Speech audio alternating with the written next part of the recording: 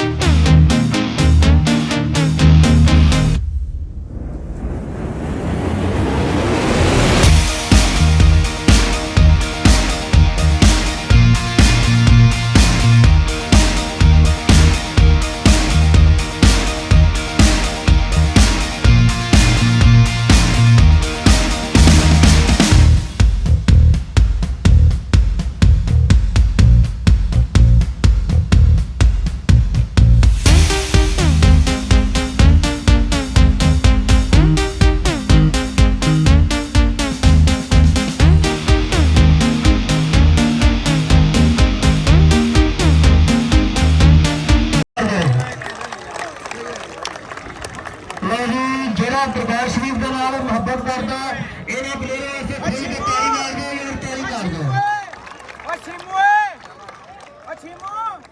जनाब साडे आज चेचे प्रो जनाब शेख भट्टी साहब उन्होंने जी आए वेलकम जी।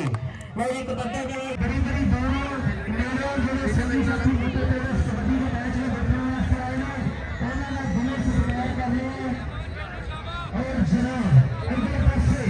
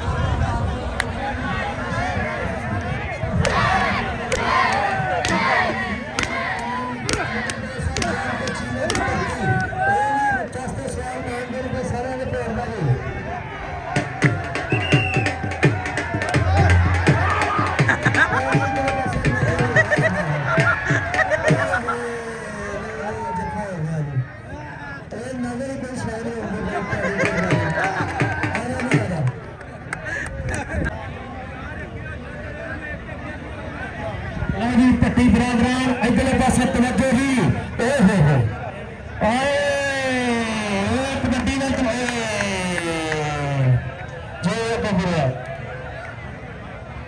नेड़े हो गए पट्टी साहब आगे पट्टी साहब हजारों पे करोड़ का हौसला होना ही कबड्डी यार के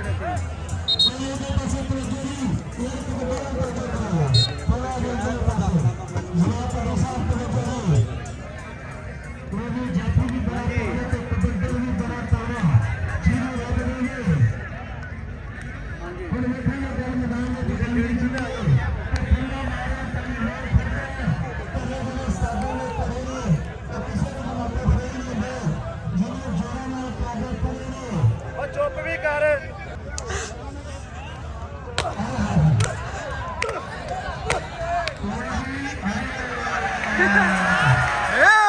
तेरी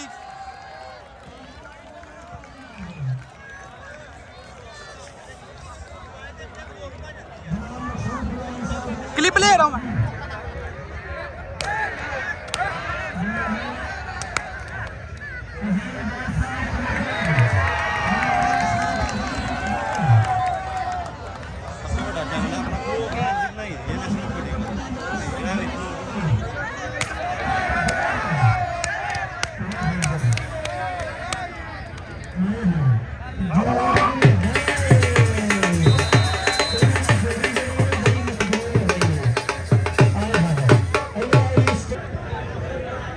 लो जनाब राणा दस्तार साहब की तरफों 1000 रुपये ने मेरी हौसला लो जनाब शहजाद पट्टी साहब की तरफों भी 1000 रुपये ने मेरी हौसला अफजाई इधर कबड्डी वाल तवज्जो करो जी लो जी कबड्डा का नाम जी अबरार कलियार इंटरनेशनल कबड्डी खिलाड़ी शेखुपुरा की धरती बड़ा तगड़ा रेडर इन्हों पढ़ना बड़ा औखा आए हाय आए अबरार कलियार की पैंदी आई कबड्डी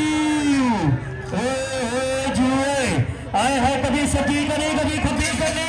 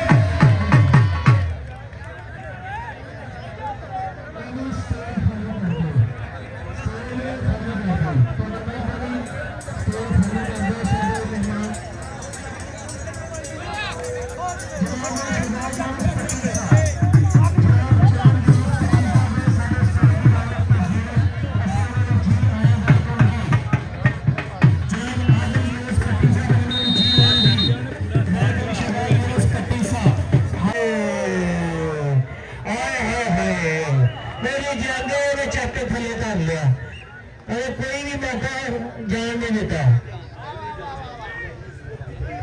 वो भी पॉइंट जाफीदारी बढ़िया मेरी देव चौक की धरती वाले इंशाल्लाह बड़िया तगड़िया कबड्डियां होंगी बड़े तगड़े जत्थे होंगे जबार चीमा मेरी कबड्डी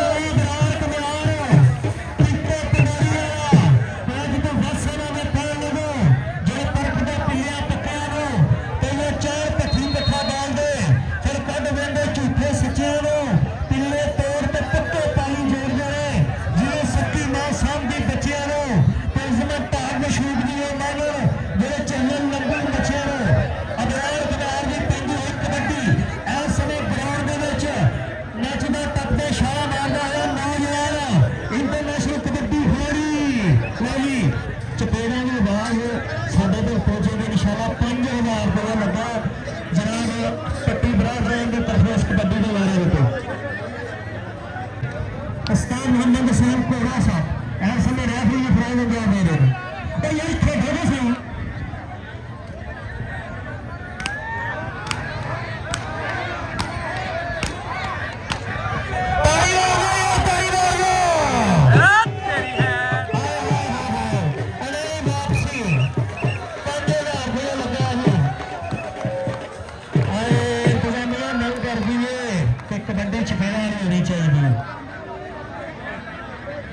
इस बाद दो चार बारे और मियां मानक ने इंशाल्लाह कबड्डी पाए हुए जफ्फा करेगा। आए हाय जरा चीज़ा भी मैं देख रहा है जनाब सही कोतली तो लिखा मुबारक है कि आज पूरा पाकिस्तान